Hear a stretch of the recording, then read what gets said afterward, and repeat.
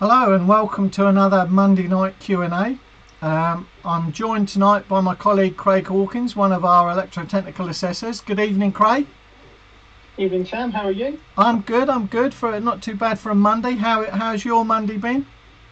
It's been a fantastic day. The weather's nice and it was a good contract today, so always good month for a Monday. Brilliant. So, as with all our live Q&A sessions, I'll just run through some of the housekeeping rules. We start off by answering the question of the week, which we posted out earlier on social media channels. We'll go through the answer and our rationale behind that answer. And then while you're putting questions into the chat, hopefully putting questions into the chat, we'll go through some of the questions that we didn't get round to answering from previous Q&A sessions.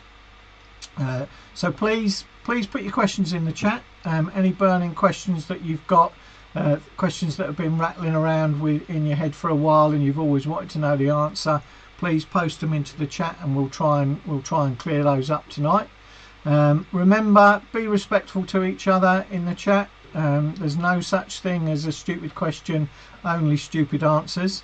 So please be respectful always, because the whole idea of this evening is that collectively we'll help each other with the aim of improving our collective knowledge and our understanding of all things BS76M1 and the world of electrical installations.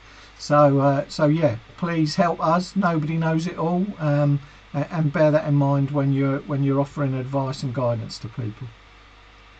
So without any further ado, let's have a look at this week's question of the week. So earlier today we asked, when using, just realised I put the answer up. So when using the selection method, what's the minimum cross-sectional area of a copper CPC in a circuit where the copper line conductor's cross-sectional area is 70 mil? So what's the cross-sectional area for a copper CPC in a circuit where the copper line conductor's cross-sectional area is 70 mil? Is it A, 4 mil? Is it B, 6 mil? Is it C, 10 mil? Or is it D, 35 mil?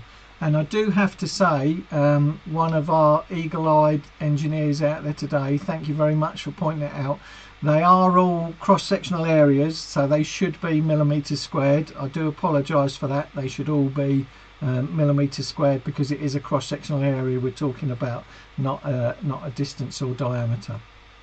So what do we think? Those eagle-eyed earlier, because I put the answer up before the question, might have spotted it, but the answer is 35 mil.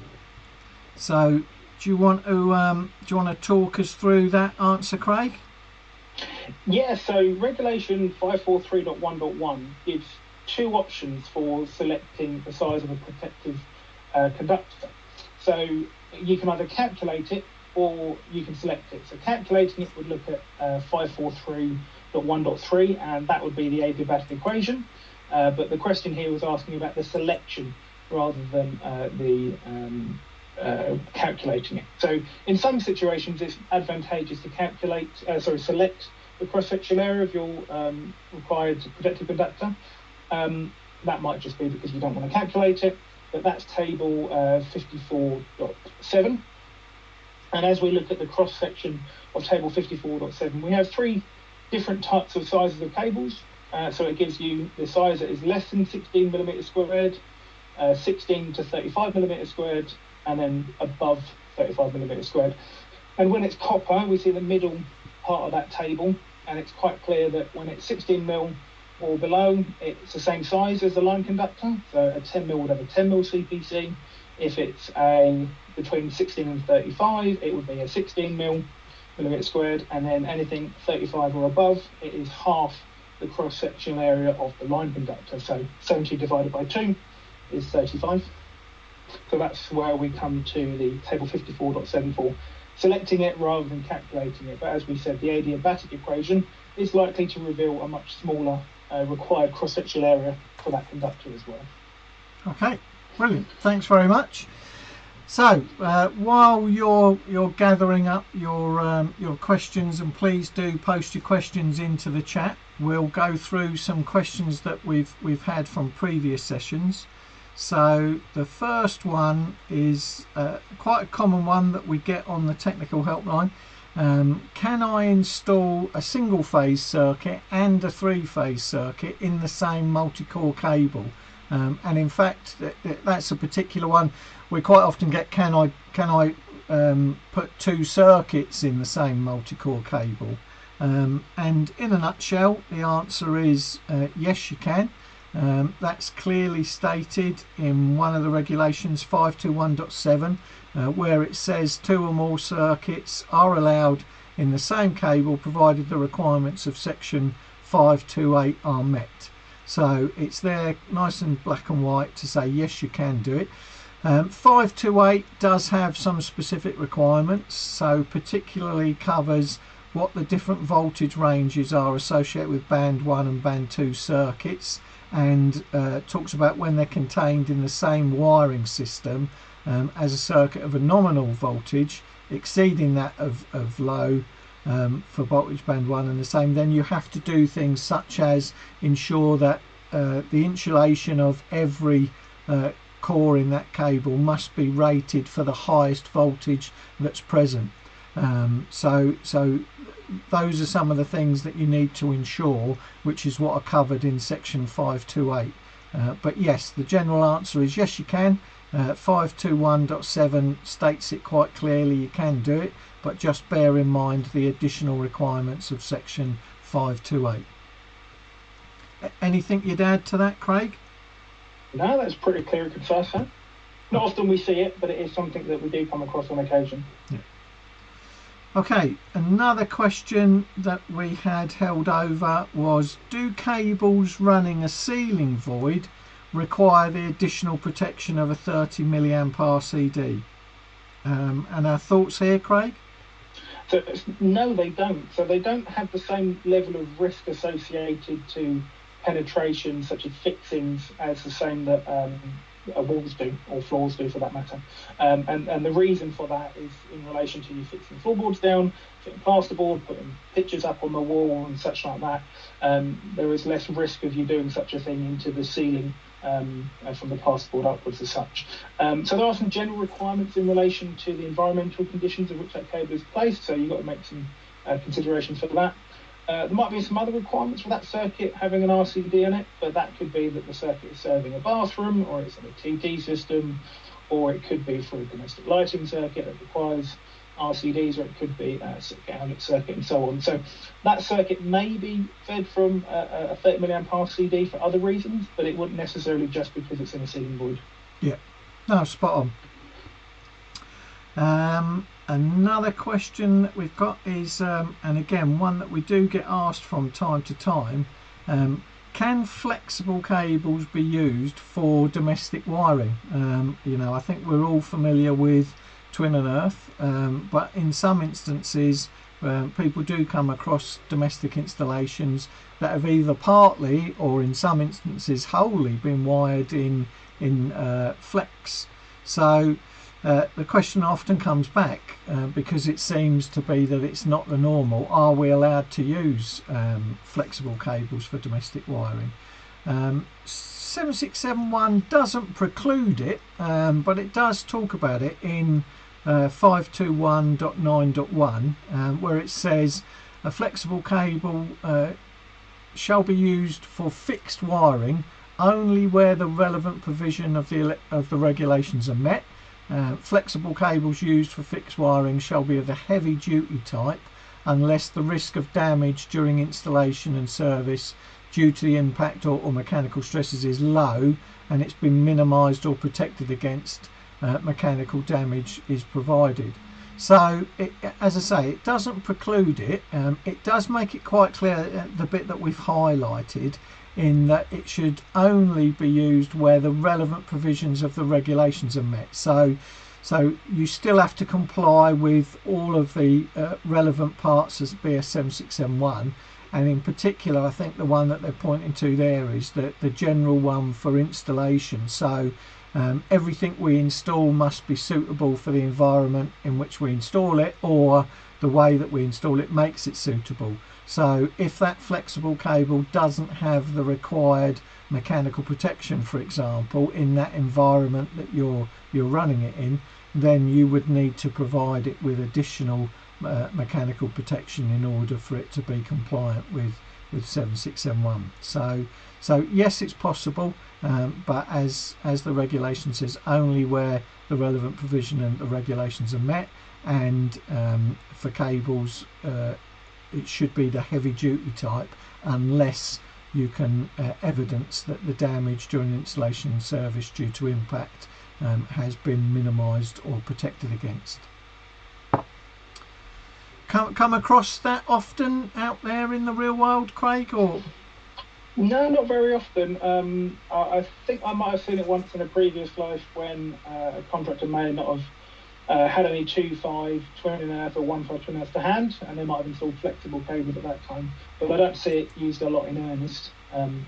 But as 133.3 and 512.2.1 says, that different regulations under the general requirements, the electrical equipment shall be selected to withstand the safety and the stresses of the environmental and the conditions it's placed in, and equipment shall be designed appropriate to the situation it's in. So the regulations don't preclude it, you can still do it. Yeah. I suppose there are other requirements in relation to the class of conductors on a flexible cable, and whether or not, if you've got screw type terminals, you'd have to probably treat the ends of those into the accessories as well. Yeah, that's a good point, because there's some clear regulatory requirements in 7671 where you've got, as they term it, fine conductors. Okay, another one that is again quite a common question is around, if it's not practical to run a bonding conductor to an extraneous conductive part, is it acceptable to box in that extraneous conductive part to make it inaccessible? So to give that scenario, we quite often get the situation where kitchen has been completely refurbished, lovely fantastic job, tiled everywhere, and then the electrician's asked to do their work. They find there's something that needs bonding because it's been determined it's an extraneous conductive part, but there's no way that the homeowner will permit them to run a cable or start to create a cable route across their lovely new tiled kitchen to enable them to run that bonding conductor. So if they can't, is it acceptable to box it in? Yeah, you can box in an extraneous conductive part, provided that then doesn't go off to something that is inaccessible to the touch, because that would have to be connected to the earthing arrangement through a bonding conductor. What we've got to look at here is whether or not something is introducing a potentially dangerous potential into your electrical installation, which is generally what we call earth potential. So there's some guidance on this. One of our pocket guides talks about identifying whether or not something is extraneous or not, and we need to make sure that we identify it to be extraneous, and then the options that we have there are to bond it, box it in. If it's inaccessible to the touch, the risk of electric shock between your extraneous conductive part and your earthing system connected equipment within your property is minimised or reduced to a point where the risk associated with that electric shock risk is gone. So therefore we can't get an electric shock between those two parts because they're inaccessible to the touch now. Yeah, and it is quite often quite a practical solution to it, isn't it? And can involve less work if we've got a very complicated route back to the earth bar in a distribution board or consumer unit. So yeah, it can be a very practical solution. And I think while we're talking about it, we should also say that because quite often we get asked if they can't run a bonding conductor, can they put a local earth rod in and connect it to that? Well, no, the answer is no, in that you're then actually not doing what you're trying to do, which is create an equipotential zone. Now you're creating something which is definitely connected to true earth, and therefore might be a different potential to the potentials that are around in the installation. So yeah, you could be actually doing probably the worst thing by connecting it to an earth rod, because if true earth potential hasn't been made accessible within the installation, you would be doing it then by connecting that extraneous conductive part to the earth rod. So this is a very common solution to generally redundant pipes that may be extraneous, that are not serving the installation any longer, and if they're still exposed and capable to be touched at this moment in time and they are deemed to be earthy or extraneous, then bond it, or if that's impractical to do because of where its location is or the cost associated to getting that there as well, is to box it in, and therefore you can't, you're reducing that level of, you've removed the risk of relation to electric shock between two different earthing potentials essentially. Yeah. Okay, we've got some questions that have come into the chat now, so we can start to pick those up, but that's great. So yes, please, if you haven't already and you're itching to know the answer to something, please post your question into the chat and we'll try and get round to it tonight. One of the things is just a comment, I guess, a comment to the question about the use of flexible cables, where one of the engineers tonight has said that they've seen it used a lot in office fit out run on basket containment. So yeah, again, if it's suitable for that environment, then there's nothing that precludes it within 7671. So yeah, good example. Okay, the first question that I can see is again quite a common scenario. On an installation certificate, what should be noted for the cutout fuse rating if it's unknown? And then the engineers put in brackets, assuming the DNO are contacted and they are unable to verify over the phone. The first thing I'd say is that's something that the DNO, in accordance with the requirements of the electricity supply and quality regulations, must be able to do. So if we take a look in appendix, go on Craig. 313.1, I think it's identifying the it'll be the information that the DNO should provide us in relation to the equipment that's there. So yeah, the supply voltages, the loop impedances, the rating and size of the cutout. Yeah, and that's, so I've gone into appendix 2 in BS 7671, and on page 407 it talks about what the requirements of regulation 28 of the electricity supply and quality control regulations, and then it lists all of the following that requires the distributor to provide the following information to relevant persons free of charge. And the third one down in that list is the type and rating of the distributor's protective device or devices nearest to the supply terminals. So by not being able to do it to you, they're not complying with that requirement, which is that's a statutory requirement. So I would suggest putting that in writing that they haven't been able to comply with that, because that's a serious non-conformance with that regulatory requirement. Practical advice: obviously try and see if there are any previous installation certificates, condition reports that you can rely on, and note the value that's been recorded there, because you can obtain this information through inquiry, and then you can record the fact that where you've taken it from, whether it be a previous installation certificate or a previous condition report. There is also some guidance that I think was published by the ENA, which gives you a guide sometimes based on the look of the head, and trying to help you age the service head, and then giving you the ENA's best guidance of what that value should be. What we'll try and do, I haven't got that document to hand tonight, but if we try and find that document, we can, and it's still a current live document that's freely available, then we'll post that information out across social media to see if that would help with identifying ratings, because that was some guidance. It was either the DNA or it was a particular DNA. Sorry, it was either ENA or a particular DNA.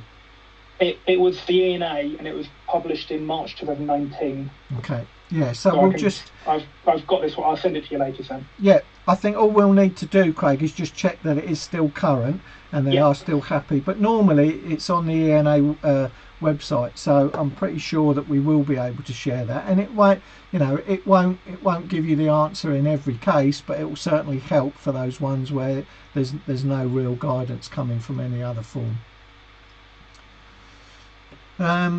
Another question we've got is, in a commercial swimming pool with removable metal handrails into the pool, do the handrails need connecting onto the main earth bar? The supply is TNCS, so TNCS PME.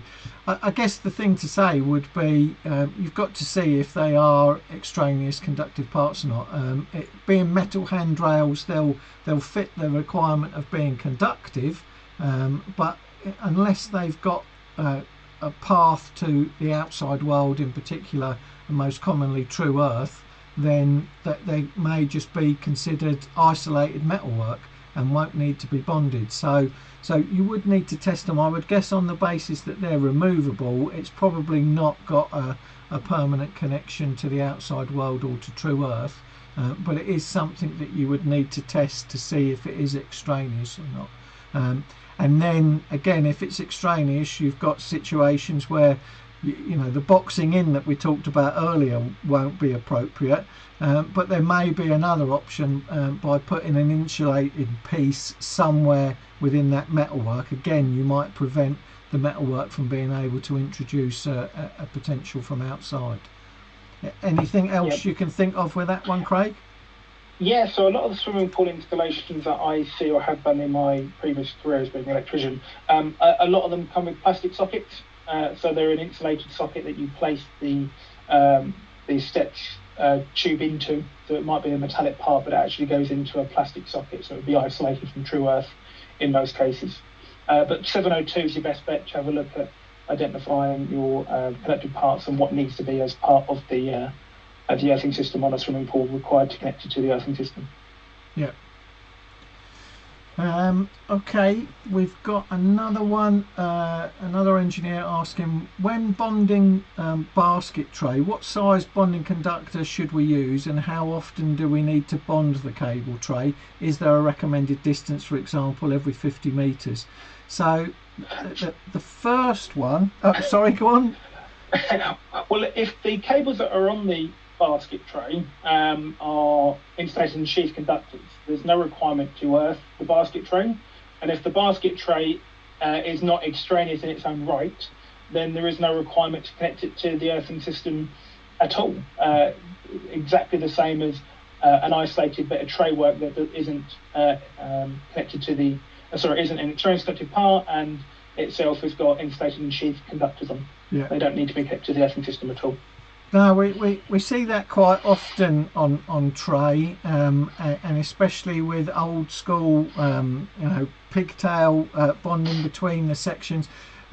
As Craig says, unless that tray is going outside or going underground and could therefore introduce a potential from outside or from true earth into the installation, then it won't be considered extraneous and therefore wouldn't need to be bonded. So it's more than likely that it's not, but do check. You can do measurements, you can do a visual inspection to see whether it is just isolated metalwork and doesn't go outside and doesn't, if there's no way it could introduce a different potential into the installation, then it wouldn't need to be bonded.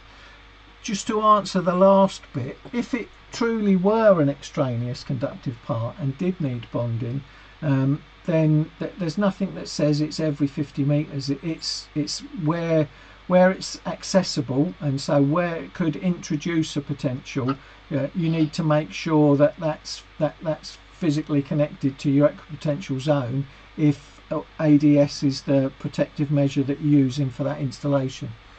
But yeah, I think a lot of the time we see people joining it at every cut and join in the tray work, to make it continuous, and it's not really required because it's not an extraneous conductive part. Another one is on a standard 2.5 1.5 ring final circuit, can two legs of the ring be moved / adapted using 20 amp rated junction boxes, such as Hagar J804, rather than the standard 32 amp J803 version? So I think this is a similar type question to we get to like kitchen isolation switches. So you do need to, if you are going to tap off that ring, you need to know what load is going to be provided on the spur from it, or what load is going to be continually or best estimate based on usage, including any kind of diversity through timing during the day. So have a look at what the true loads are to make sure that your accessories are rated for the actual load. There's nothing that says it has to be 32 amp if you can verify that, although the overcurrent protective device at the board might be rated at 32 amp, if you know that you're not going to be pulling anything as high as that, then you can rate your protective devices and your accessories for them accordingly, if you can verify that it's a fixed load of a lesser amount. So it really does boil down to having a good understanding, either through design or if it's actual install through measurement, to see what the actual loading of those cables and associated accessories are. You've also got to consider there is that although a ring circuit, you design it when you're installing it to be as equally sharing as you possibly can across that circuitry, but there are a lot of installations where the return leg of a ring final circuit is significantly longer than the other one, so there's going to be a mismatch of load going across those two legs of the ring back to the consumer unit. So that's a consideration to make as well in relation to the protective devices you place on that. And a 2.5 needs to be able to withstand at least 20 amps. The IZ of the cable needs to be able to withstand 20 amps of any leg of the ring anyway, in 443, so that's another consideration as well. Yeah. Another one, I think it's a follow-on from the cable tray. So is there a maximum resistance the basket tray should meet throughout its run? There isn't. So when we're talking about bonding conductors, unless we're in the medical world, there's nothing that says that the resistance of your bonding conductor has to be a certain ohmic value. It just has to be sized correctly. There's nothing that says it has to be a low ohm value, as I said, except for the medical world, when they've got specific requirements due to the perceived risk of electric shock in things like operating theatres. So no, there's no resistance value for CPCs or bonding conductors. CPCs, when they're associated with ADS, you've got that overall ZS thing, but when we're looking at bonding conductors, there's no resistance values associated with the requirements, just a size and value for the cross-sectional area. And identifying an extraneous conductive part, if you check out Pocket Guide 35 on the Pocket Guide app, that will give you a test method of identifying extraneous conductive part, and also values in relation to what we would deem to be earthy. It's essentially 230 volts and dangerous of potential at 30 milliamp. Yeah. So Ohm's law. It's a really good point, and the Pocket Guide is really good. So there's a free app which you can get from the Apple Store and from the Android equivalent store, and it's got all of the Pocket apps. It's got some very useful calculation tools on it as well, that will help you doing sanity check, for example. When you get an R1, R2 value based on the size of the circuit, it will tell you what the estimated length of cable run is, and vice versa. If you know the cable run, it will tell you what resistance you should expect. So some really useful tools on that Pocket Guide app, and the Pocket Guide app is free. It is award winning. So yeah, if you've not downloaded the NIC Pocket Guide app, please do so. And it goes back to the question of the week, is that the question of the week talks about the selection of protective conductor, but by calculating it, we use the adiabatic equation, and we've got a calculator on that section as well. So you can actually work out the minimum required protective conductor size rather than selecting it. So you can save money on conductors and cables as well. Yeah. Another question which is a good one, when recording an overcurrent protective device on an electrical cert and it's a combined RCBO, do we record the overcurrent protective device part as 60898 and the RCD part as 61009, or do we record both parts as 61009? And we actually formed this question because now of course we've got AFDDs which can also have RCD and RC and circuit breaker functionality built into them, and it's the same question there. What do you record as the British standard for the protective device?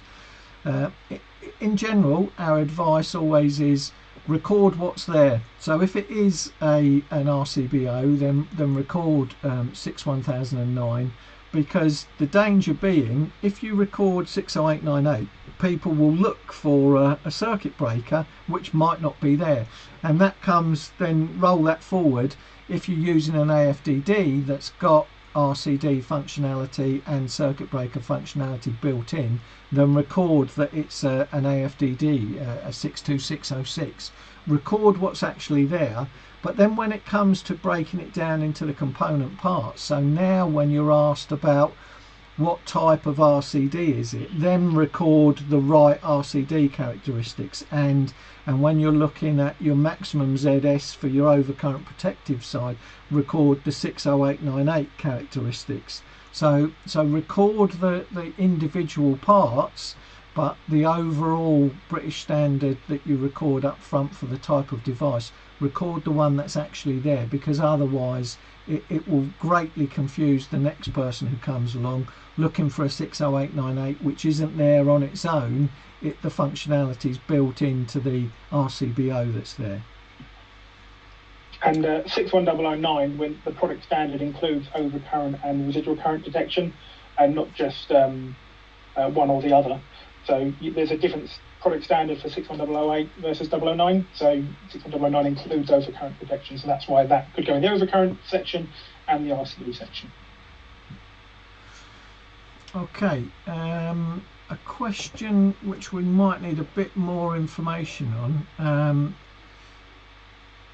Is a 2-core PVC cable supplying class 2 equipment acceptable, or is a CPC required for the cable? So the first thing I'd say is that if you are using automatic disconnection of supply, then there's a requirement to run a CPC to each and every point in the installation, and that's because at a later date that class 2 item of equipment may get changed for a class 1.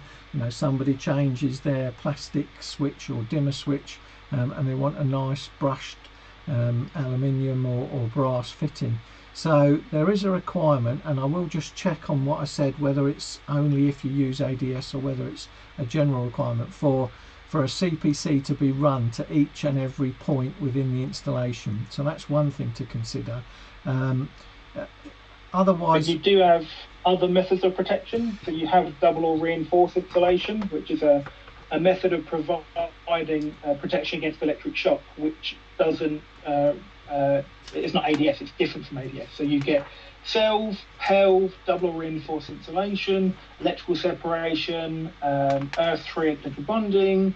There's loads of different forms of protecting against electric shock that isn't necessarily ADS. So ADS is probably the most popular one that we see, where you have a protective conductor run to every point within the installation, whereas you might get some certain installations which are classed as double reinforced. An example that we see of this, not so much anymore because most of those properties have probably been rewired, is when you go to a domestic property and the lighting circuit in the upstairs part of the property is running 2-core and no protective conductor to it.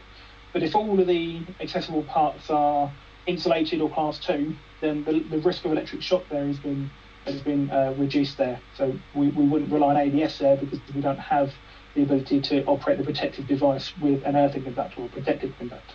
Yeah. Yeah, so it is in the section for ADS. So what I was referring to is on page 64, and it's towards the bottom of Reg 411.3.1.1, and it says a circuit protective conductor shall be run to and terminated at each point in wiring and at each accessory except a lamp holder having no exposed conductive parts and suspended from such a point. So yeah, that's one thing to consider. And you've also got to consider that although the class 2 equipment might prevent the user, you've got to think about what's your fault protection for that cable, because if it's only 2 core, then is it double insulated, which is an acceptable protective measure. But if it's not, because you've said it's PVC cable, then you need to think about, well, okay, what is my protective measure for that cable? If somebody was to go through that with a drill, what would be protecting me against electric shock? Okay, I think my colleague has posted a link to the Pocket Guide app, which is brilliant, and we've got an engineer confirming that yes, 61009 would be the right way to go if it is an RCBO. Somebody's just posted as well, would love some guidance or rationale on the arc flash energy calculations and strategies to meet statutory requirements at switchgear. Okay, something that we could do, but I think in fairness we'd have to give it a little bit more than a quick answer.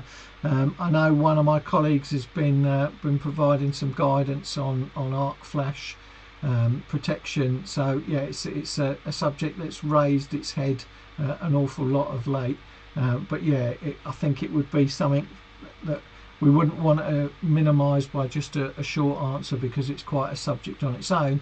So it may be, if we get enough people asking, it may be something that we cover in one of the Wednesday webinars where we've got a bit more time to cover a particular subject. Okay, we're running out of time, unfortunately. I do want to go on to, there's a couple of questions, one that was hanging about that will lead us into another conversation, so I do just want to go through those before we call it a night for tonight. So apologies for the small typing on this is quite a long one. So during a periodic inspection and test of an existing installation, it's found that an RCD providing additional protection for a circuit connecting a generating set, e.g. a solar PV generator, does not switch all live conductors, including the neutral. What classification code would be applicable for this situation? So just to be clear, this is it's a requirement in the section that we look for in 7671 around solar PV, that we should be switching all live conductors by the use of an RCD. So if we have got an RCD that doesn't switch the neutral, what classification code would be applicable if that RCD is providing additional protection? So this would be a C3, and there's something called the Wine Regulations Advisory Group. It's a free website that anyone can access, and it's question 2.62, and it does sound there that it will be a C3 as advised for that one as well. So it's on the Electrical Safety First's website, and it makes reference to this particular situation where your RCD does not operate both line and neutral, both live or all live conductors. Yep, and that does lead nicely into, I'm assuming you're going to say Amendment 3? Yes, or not? Absolutely. Although it's not exactly the question that's resulted in the proposed Amendment 3, it is solar PV related, and it is RCD related, which is a protective device. So obviously the proposed Amendment 3 is all around the fact that we are aware that there are some unidirectional protective devices, i.e. they will only operate correctly when the energy flow is in one direction only. And of course, with things like generators, solar PV, battery storage, we've now got lots of installations and circuits which have got the potential for energy flow in more than one direction. So for example, we could be charging a battery or taking energy from the battery. So it's been recognised that we have a requirement for protective devices that are capable with that energy flow in both directions, which is why hopefully now you will have heard about the proposed Amendment 3 that has been published as a document for public comment. It's not extremely heavy. It's a single page. It's got a couple of additional definitions, and it's got a change to a regulation requirement. But I would strongly encourage everybody to go and have a look at it, and if they wish to comment on it, comments on its acceptability or not, depending upon how you feel. But yeah, let yourself be heard, and certainly every comment will be reviewed by the JPEL committee that are considering the proposal. So if you haven't already been on the BSI website, there's information of how to get there on our website, or you can go straight to the BSA website and look for the DPC document for public comment. So the IoT have said that it won't be a new book, it will just be new pages that you can get from the IoT website. So it will be a free amendment when it is published. So at the moment it's a DPC, a draft for public comment, so people can make comments. I believe it closes on the 5th, so I've got a couple of days left on this for people to make comments on this. Have a read of it, have a look what you think, make your comments on it. So it's like everything within the industry, when it changes, we need your say in it as well, because if the big voices are heard and everyone's voices are heard, then the changes that you think should be in place then get put in place. So have your say, guys. Yeah, and I think it's a great opportunity. If you've not engaged with a document for public comment before, this one is short, it's nice and manageable, whereas normally, you know, they include all parts of BS 7671, so it's a big hefty document. This will sort of get you into the world of documents for public comment, and also leaving your comment for review if you wish to, rather than wait till the next major amendment is proposed, and there'll be a document for public comment for that, which will be huge in comparison to what this single page document is. So it would be a good introduction if you've never done it before. Okay, just before we go, I want to make you aware of a few things. So we talked a little bit earlier about possible subjects for the wire. Our wire series is continuing, and that's on Wednesday nights, and in fact the next one is this Thursday. There's been a slight change on this one, so we're looking at the recent legislation, the Building Safety Act, and what the potential future requirements that are coming out of that for mandatory technical competencies will be.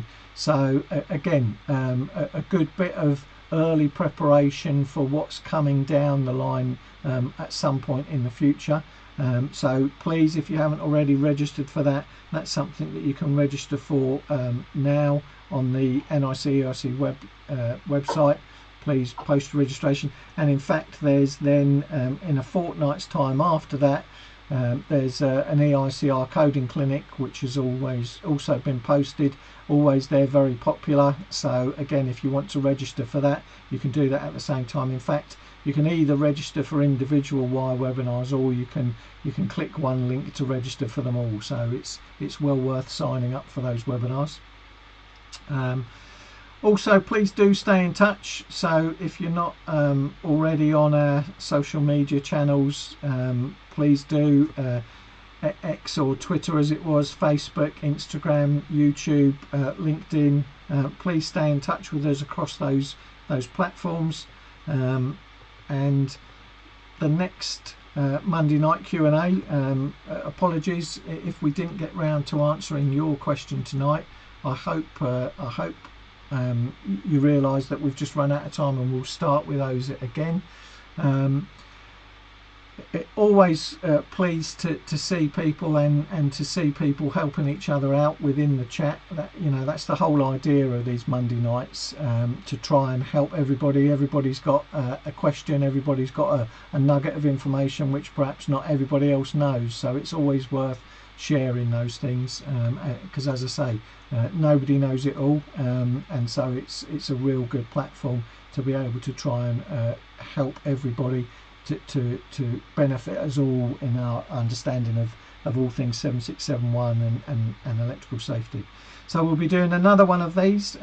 It will be the first Monday of the month, which this time round happens to be Monday the 1st of July. So if you've enjoyed this one, or perhaps if you're watching this one on demand and you want to be involved live, then please do join us on the 1st of July. And don't forget to record it as CPD. This goes down as your CPD. It's not just the webinars as well. So record it on your CPD postcards. It makes sense to it. Absolutely, and it's, you know, it's valuable for us. It gets us thinking. Some of the questions which we then will capture if we didn't get round to them today, and highlight those next time round. You know, we enjoy that bit of research, putting those questions and answers together. So yeah, please do keep them coming in. Always good. You know, as we say right at the beginning, no such thing as a stupid question, only stupid answers. So yeah, please do keep asking the questions.